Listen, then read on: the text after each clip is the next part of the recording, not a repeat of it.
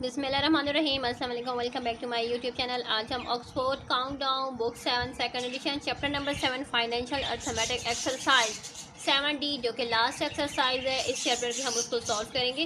लेकिन before starting the chapter हम definitions को रिवाइज करते होते हैं। चले हम डिफिनेशंस को रिवाइज कर लेते हैं। सबसे पहली डिफिनेशन हमारे पास है सिंपल इंटरेस्ट। अच्छा, इंटरेस्ट का जो आपके दिमाग में आ रहा है दिलचस्पी, आप लोग यही समझ रहे हो कि सिंपल इंटरेस्ट से मुराद आसानी से कोई दिलचस्पी नो। इंटरेस्ट का मतलब क्या होता है? सूद। इंटरेस्ट हम कहते हैं सूद को।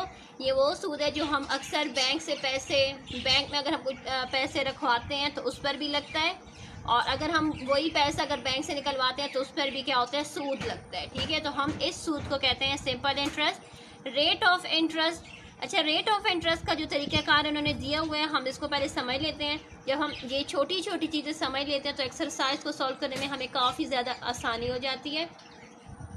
सिंपल इंटरेस्ट हम किस तरीके से फाइंड करेंगे? कह रहे हैं कि सिंपल इंटरेस्ट से मुराद होता है 100%। जैसे कि परसेंटेज, जब भी इंटरेस्ट से मुराद होता है कि 100% पर वो किस हिसाब से लग रही है। हम जैसे तनख्वाहें बढ़ती हैं तो क्या होता है, कहते हैं कि 30% तनख्वाह बढ़ गई, 10% बढ़ गए। परसेंट से मुराद है कि 100 पर वो 100 पर ही वो 20 ऐड कीजिए। जितने 100 होंगे उतने ही उसमें 20 ऐड होंगे।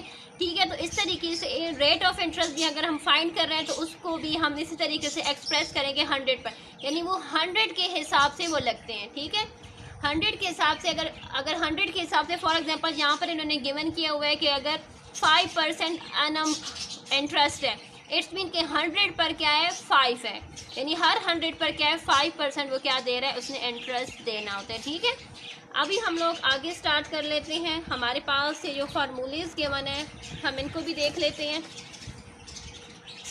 टाइम का फार्मूला भी हमारे पास जो है ना 100 multiply by I is interest, P is a principal. Principal से मुराद क्या होता है? Original price. ठीक है, and R is for rate. अगर हमने रेट फाइंड करनी है तो क्या कर देना है? 100 मल्टीप्लाई बाय इंटरेस्ट। यहाँ पर रेट था, रेट की जगह पर हम लोग टाइम लिख देंगे, मल्टीप्लाई बाय प्रिंसिपल जो कि ओरिजिनल इसकी प्राइस है। साथ ही साथ हम लोग रिवाइज करेंगे। यहाँ पर हमारे पास गिवन है ज़कात। जैसे कि हमें पता है कि ज़कात की जो रेशियो है जो हम हर साल रमज़ान में देते हैं वो क्या होती है? हमारे पास जितना भी पैसा होता है जो कि हमारे पास नकद होता है, ठीक है, जिस पर 1 साल से ऊपर हो चुका है तो हम उस पर 2.5% ज़कात देते हैं। ठीक है, ये हमारी ज़कात की जो रेट है ये परमानेंट है हमारे पैसों वगैरह पर, गोल्ड वगैरह पर। ठीक है, नेक्स्ट हमारे पास है उशर। उशर से मुराद होता है ये वो ज़कात होती है जो मुसलमान देते हैं अपनी फसल वगैरह पर। जैसे कि किसान जो हर साल फसल लगाते हैं तो उस फसल का वो 10% क्या देते, उस पर 10% क्या लग जाती है? टैक्स होता है। ये वो ज़कात होती है जो कि ज़्यादातर वो किसको देते हैं? ज़्यादातर हमारा जो 10% होता है हम गरीब लोगों में भी तकसीम किया जाता है। ठीक है, नेक्स्ट हम स्टार्ट कर लेते हैं अपनी एक्सरसाइज को। हम डिफिनेशन रिवाइज कर चुके हैं। हमारे पास फर्स्ट है fill the blanks. Simple discount is reduce on the price on the dash price. कहते हैं कि जो सिंपल डिस्काउंट है वो किस पर रिड्यूस होती है, किस पर लगती है? जाहिर सी बात है सिंपल डिस्काउंट उस पर जो हमारे पास जो ओरिजिनल प्राइस होते हैं ना, हम उसी पर ही वो सिंपल डिस्काउंट देते हैं। तो जो ओरिजिनल प्राइस होती है उसको हम क्या कहते हैं? Mark price. ठीक है, तो हम यहाँ पर राइट करेंगे मार्क। नेक्स्ट हमारे पास है staff salaries, electricity bills and transportation are the examples of. कहते हैं कि जो एक कंपनी है या कोई फैक्ट्री है जिसमें स्टाफ की तनख्वाह देना, बिजली का बिल, गैस का बिल, उनको पिक एंड ड्रॉप करने के लिए जो ट्रांसपोर्ट वगैरह प्रोवाइड किया जाता है, इन सब चीज़ों को हम क्या कहते हैं? ये सारी चीज़ों को हम कहते हैं ओवरहेड। ठीक है, जो प्रॉफिट होता है वो तो अलग चीज़ है, लेकिन प्रॉफिट के अलावा ये वो चीज़ होते हैं जो कंपनी पे करती है अपने कस्टमर्स के लिए, अपने स्टाफ को प्रोवाइड करती है जो फैसिलिटीज़ वगैरह, तो उसे हम क्या कहते हैं? Overhead.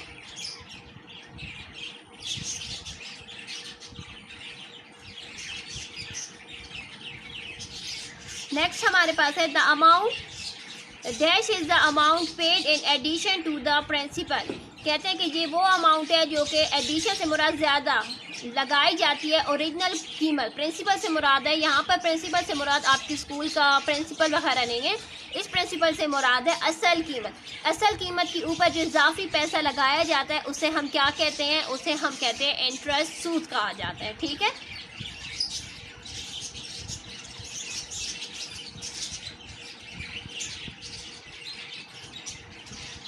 उशर is a tax on the dash of a Muslim. उशर का मैंने अभी बताया था कि उशर से मुराद से वो टैक्स होता है जो कि फसल वगैरह पर लगता है।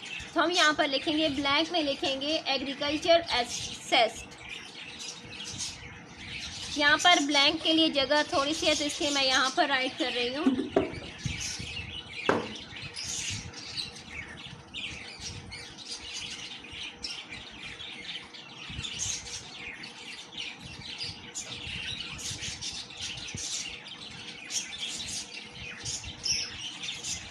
A discount offer on another discount is called a dash discount। कहते हैं एक डिस्काउंट है, उस डिस्काउंट के ऊपर जब दूसरा डिस्काउंट यानी डबल डिस्काउंट जब लग जाता है, जैसे फॉर एग्जाम्पल हमने एक जूस लिया, उस पर कहा है कि 10% डिस्काउंट। अभी उस 10% के ऊपर भी उन्होंने कहा कि नहीं, इसके ऊपर और भी हम लोग 10% और भी डिस्काउंट दें या 5% डिस्काउंट दे रहे हैं। तो इट्स मीन कि डिस्काउंट के ऊपर डिस्काउंट, डबल डिस्काउंट को हम क्या कहते हैं? हम उसे कहते हैं सक्सेसिव डिस्काउंट।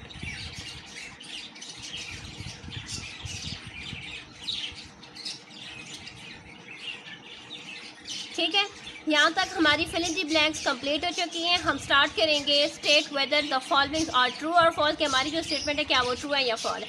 कहते हैं the mark price is the price after deducting simple discount.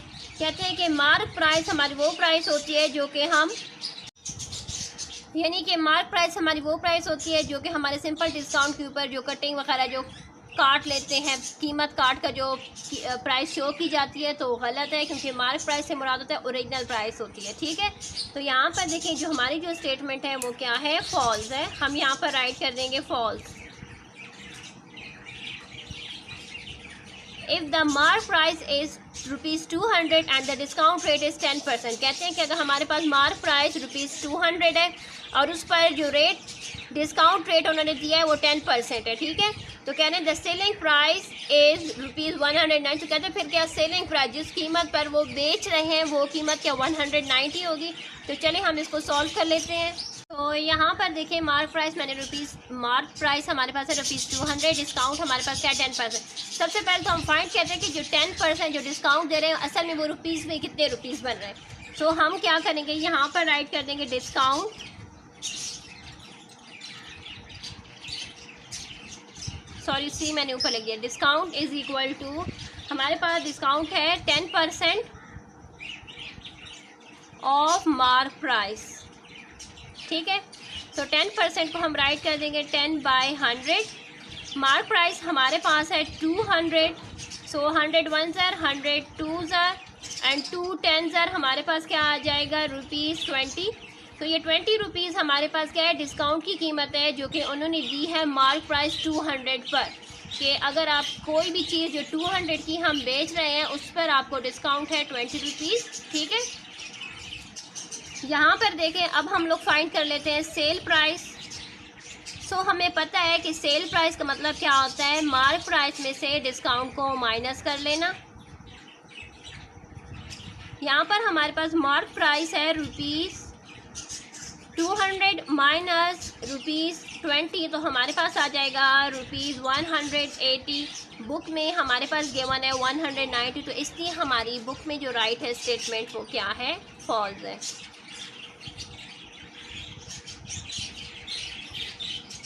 The cost of an item is not an overhead. अभी लेकिन जो कॉस्ट ऑफ द आइटम होती है ना वो होता है प्रॉफिट।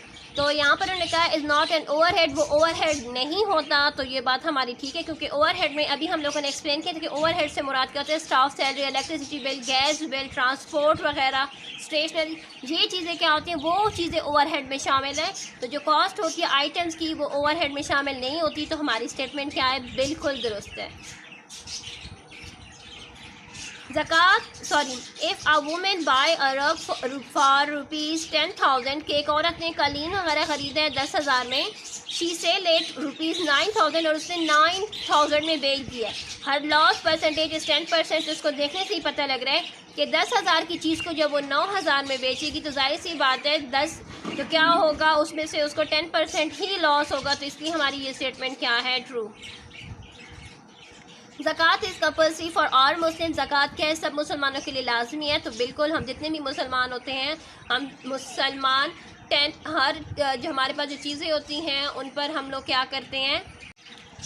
ज़कात, सॉरी ये पॉइंट आपको दोबारा एक्सप्लेन कर देती हूँ क्योंकि बीच में डिस्टर्बेंस की वजह से ना जो पॉइंट हमारा चल रहा था तो वो स्टॉप हो गया था।